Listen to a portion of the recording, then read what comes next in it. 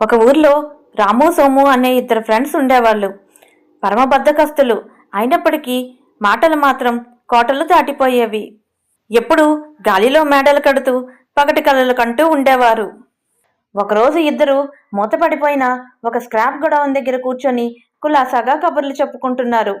ఇంతలో స్క్రాప్ గొడౌన్లో పెద్ద శబ్దమయ్యి ఏదో గుండ్రని ఆకారంలో ఒక వస్తువు దొర్లుకుంటూ బయటికి వీళ్ళ దగ్గరికి వచ్చింది. అది చూసి వాళ్ళిద్దరూ ఒక్కసారిగా అదిరిపడిపోయారు. రాము సోముతో, ఒరే ఏమిట్రా ఇది, కొంపతీసి వేరే దేశం వాడు మన దేశం మీద ఏమైనా బాంబు వేశాడంటావా అన్నాడు. దానికి సోము, బాంబు అయితే ఈ పాటికి పేలిపోయి ఉండాలి కదరా, ఇది బాంబు కాదు అన్నాడు సోము. రాము దానికి మళ్ళీ, అయితే ఏ గ్రహాంతరవాసి అయినా సరదాగా భూమి మీదకి రావడానికి దీనిలో వచ్చుంటాడంటావా అన్నాడు రాము. ఇద్దరూ నెమ్మదిగా లోపలికి వెళ్ళి చూశారు. దానిలో ఎన్నో రకాల వైర్లు, ఎన్నో రకాల స్విచ్లు ఉన్నాయి. కుతూహలం కొద్దీ సోము ఒక మేట నొక్కాడు. అంతే, అది గిరగిరమని తిరగడం మొదలయ్యింది. కాసేపటికి వాళ్ళిద్దరూ వేరే లొకేషన్లో ల్యాండ్ అయ్యారు. అది సరిగ్గా 6 రోజుల క్రితం వీళ్ళిద్దరూ రంగన్న తోటలో మామిడికాయలు దొంగతనం చేసి రంగన్న చేత దెబ్బలు తిన్న రోజుకి వచ్చారు. సోము రాముతో, అరే ఇది టైం మెషిన్ రా ఉందిరా, మనం 6 రోజులు వెనక్కి వచ్చాం, గమనించావా అని అన్నాడు. అవునరా, నిజమే అన్నాడు రాము. ఇంతలో రంగన్న వీళ్ళ కొట్టడానికి కర్ర పట్టుకుని వీళ్ల వైపు పరిగెట్టుకుని రావడంతో గాబరాపడి ఇద్దరూ టైం మెషిన్లో దూరారు. పొరపాటున అదుపు తప్పి సోము అక్కడున్న స్విచ్ల మీద పడిపోయాడు. వెంటనే టైం మెషిన్ ఆన్ అయి గిరగిరా తిరగడం మొదలెట్టింది. కాసేపటికి టైం మెషిన్ తిరగడం ఆగిపోయి ఒక చోట ల్యాండ్ అయింది. దిగి చూస్తే అదంతా వేరే ప్రపంచంలా అనిపించింది. అక్కడ మనుషుల వేషభాషలు వీళ్ళకి చాలా వింతగా అనిపించాయి. కొందరు వీరేమైనా గూఢచారులా అనే అనుమానం వచ్చి తదేకంగా వారినే గమనించడం మొదలుపెట్టారు. మనం ఎక్కడికి వచ్చామా అని అనుకుని అక్కడ ఉన్న ఒకరిద్దరిని పలకరించి అడగడానికి ప్రయత్నించారు. కానీ వాళ్ళు వీళ్ళ వాలకం చూసి వీళ్ళతో మాట్లాడడానికి భయపడిపోయారు. ఎంతసేపు కాళ్ళీడ్చుకొని తిరిగినా, ఎంతమందిని అడిగినా ప్రయోజనం లేకపోయింది. వాళ్ళు మాట్లాడేది తెలుగే అయినా వీళ్ళు మాట్లాడే తెలుగుకి వాళ్ళు మాట్లాడే తెలుగుకి ఎంతో భేదం కనిపించింది వీళ్ళకి. చివరికి కాళ్ళు నొప్పెట్టి ఒక దగ్గర కోళ్ళబడిపోయారు. కడుపులో ఎలకల పరిగెట్టడం మొదలయ్యాయి ఇద్దరికి. ఒక దగ్గర భోజనశాల అని రాసి ఉండడంతో అందులోకి వెళ్ళి సుష్టుగా తినేశారు ఇద్దరు. భోజనశాల యజమాని వీళ్ళని డబ్బులు కట్టమని అడిగాడు. వీళ్ళు వీళ్ళ దగ్గర ఉన్న డబ్బులు ఇచ్చారు. అది చూసిన యజమాని, ఇవేమిటి ఇలా ఉన్నాయి, ఇవి డబ్బులు కావు అని అన్నాడు. అయ్యో ఇవి డబ్బులే, సరిగ్గా చూడండి అని అన్నారు రాము సోము. ఈ కాలం కరెన్సీకి పాతకాలం కరెన్సీకి తేడా ఉంటుంది కదా, అందుకే యజమానికి అవి దొంగ నోట్లేమోనని అనుమానం వచ్చింది. దానితో యజమానికి వీళ్ళిద్దరూ గూఢచారులేమోనన్న అనుమానం బలపడింది. వెంటనే తమ రాజ్యంలోని సిపాయిలకు సమాచారం అందించాడు యజమాని. సిపాయిలు వచ్చి వీళ్ళని బంధించడానికి ప్రయత్నించారు. దానితో రాము సోము కాళ్ళకి బుద్ధి చెప్పారు. అక్కడి నుంచి పరిగెత్తుకొని వచ్చి టైం మిషన్ ఎక్కి దాన్ని ఆన్ చేయడానికి ప్రయత్నించారు. అది గుయ్యమన శబ్దం చేసింది తప్ప స్టార్ట్ కాలేదు. టైం మిషన్ చెడిపోయిందని అర్థం చేసుకుని ఇద్దరు బిక్కమొహాలు వేశారు. అంతలోనే సిపాయిలు కూడా అక్కడికి వచ్చి వీళ్ళిద్దరినీ బంధించి రాజుగారి ఎదుట హాజరుపరిచారు. రాజుగారు వీరి కథనంతా ఓపిగ్గా విన్నారు. అలాగే సైనికులు మోసుకొని వచ్చిన టైం మిషన్ను కూడా పరిశీలించారు. రాజుగారికి వీళ్ళు చెప్పింది నిజమేనేమో అనిపించింది. వాళ్ళ టైం మిషన్ బాగుపడేంత వరకు తమ రాజ్యంలో ఉండడానికి అనుమతినిచ్చారు రాజుగారు. బతుకు జీవుడా అనుకుంటూ అక్కడి నుంచి బయటపడ్డారు రాము సోము. ముందుగా టైం మిషన్ బాగు చేయాలి అని అనుకున్నారు. కానీ వాళ్ళిద్దరికీ దాన్ని ఎలా బాగు చేయాలో తెలీదు.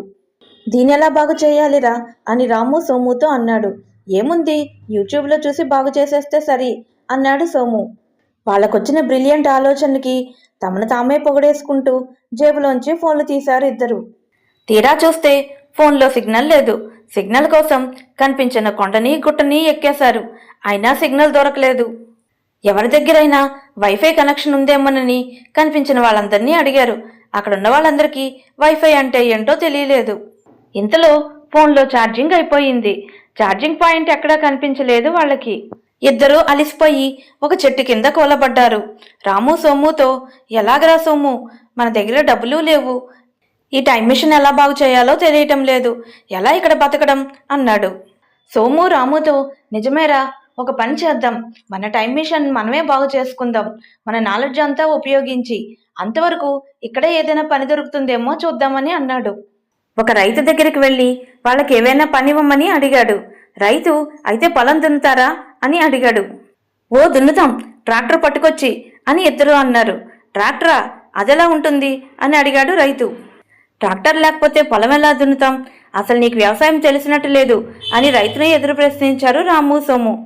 రైతు వీళ్ళిద్దరినీ కసిరి అక్కడి నుంచి పంపించేశాడు. ఇలా కాదని మనమే సొంతంగా ఒక షాప్ పెడదామని ఆలోచించి మొదటి ప్రయత్నంగా ఒక స్పా సెంటర్ని ఓపెన్ చేశారు. ఓపెన్ చేసిన రెండో రోజు ఒక కస్టమర్ వచ్చాడు. వచ్చి జుత్తు కత్తిరించమన్నాడు. వీళ్ళు అతనికి latest hero hair style cut చేశారు. అది చూసి అతను, చిచి ఇదేమిటి ఇలా ఉంది అని వాళ్ళని బాగా తిట్టి నెత్తి మీద గుడ్డ కప్పుకొని వెళ్ళిపోయాడు. ఇంతలో గాలివానికి నెత్తి మీద గుడ్డ ఎగిరిపోయింది. అది చూసిన అందరూ, ఇదేమిటి, ఇదేదో కొత్తగా ఉంది, అయినా భలే బాగుంది అనుకుని రాము సోము స్పా సెంటర్కి పరుగులు తీశారు. రాము సోముల స్పా సెంటరు బాగా ఫేమస్ అయిపోయింది. ఆ నోట ఈ నోట ఈ విషయం రాజుకు కూడా తెలిసింది. రాజు కూడా వచ్చి రాము సోముల దగ్గరే కటింగ్ చేయించుకున్నాడు. పనిలో పనిగా దాయి మసాజ్ను కూడా ఇంట్రడ్యూస్ చేశారు. అది కూడా ఫేమస్ అయిపోయింది. అలాగే మొబైల్ ఫుడ్ కోర్ట్ని పెట్టి పిజ్జాలు బర్గర్లు అమ్మారు. అవి కూడా జనాలు విరగబడి తిన్నారు. రాము సోము బోలెడు డబ్బులు సంపాదించేశారు. ఎంత డబ్బులు సంపాదిస్తున్నా, అక్కడ ఎంత బాగున్నా రాము సోముకి తొందరగా టైం మిషన్ రిపేర్ చేసి తమ కాలానికి వెళ్ళిపోవాలని అనిపించేది. రోజూ టైం మిషన్ రిపేర్ చేయడానికి తంటాలు పడేవారు. కానీ వీళ్ళ వల్ల అయ్యేది కాదు. ఒకరోజు అనుకోకుండా టైం మిషన్లోని ఒక సీక్రెట్ ఛాంబర్ని ఓపెన్ చేశారు. అందులో చూస్తే ఒకవేళ టైం మిషన్ చెడిపోతే ఎలా బాగు చేయాలో వివరంగా రాసి ఉంది. దానికి అవసరమైన టూల్స్ కూడా ఉన్నాయి. అంతే, ఇంక వీళ్ళ ఆనందానికి అవధులు లేవు. ఒక్కసారిగా ఎగిరి గంతేశారు ఇద్దరు. వెంటనే టైం మిషన్ని రిపేర్ చేసేశారు. అయితే వీళ్ళకి ఒక సమస్య వచ్చింది. ఇక్కడ ఇన్ని డబ్బులు సంపాదించాం కదా, మన కాలానికి వెళితే ఈ డబ్బులన్నీ ఎందుకు పనిచేయవు, ఎలా మరి అనుకున్నారు ఇద్దరు. వెంటనే వీళ్ళిద్దరికీ ఒక మెరుపులాంటి ఆలోచన తట్టింది. అదేమిటంటే, ఆ కాలంలో బంగారం ధర చాలా చవక. అక్కడ బోల్డంత బంగారం కొని మన కాలానికి వచ్చి బంగారం అమ్మేద్దామనే ఆలోచన వచ్చింది ఇద్దరికి. ఆలోచన రావడమే తడువుగా బోలెడంత బంగారం కొనేశారు రాము సోము.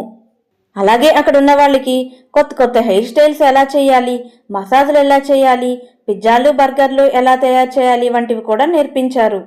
రాము సోము వెళ్లాల్సిన రోజు వచ్చింది. ఊరంతా కథలు వచ్చి వాళ్ళని సాగనంపారు. రాజు కూడా వాళ్ళకి ఎన్నో బహుమానాలు ఇచ్చాడు. రాము సోము ఎంతో ఆనందంగా టైం మిషన్ ఎక్కి వాళ్ళ కాలానికి వెళ్ళిపోయారు. అనుకున్నట్టుగానే అక్కడి నుంచి తెచ్చిన బంగారాన్ని ఇక్కడ 10 రెట్లు ధరకు అమ్మి కోటీశ్వర్లు అయిపోయారు రాము సోము. ఈ విధంగా రాము సోముల టైం మిషన్ కథ సుఖాంతమైపోయింది. ఫ్రెండ్స్, మీకు కానీ టైం మిషన్ దొరికితే దాంతో ఏం చేస్తారు? మీకొచ్చిన ఫన్నీ ఆలోచనలన్నీ కామెంట్ సెక్షన్లో మాతో పంచుకోండి.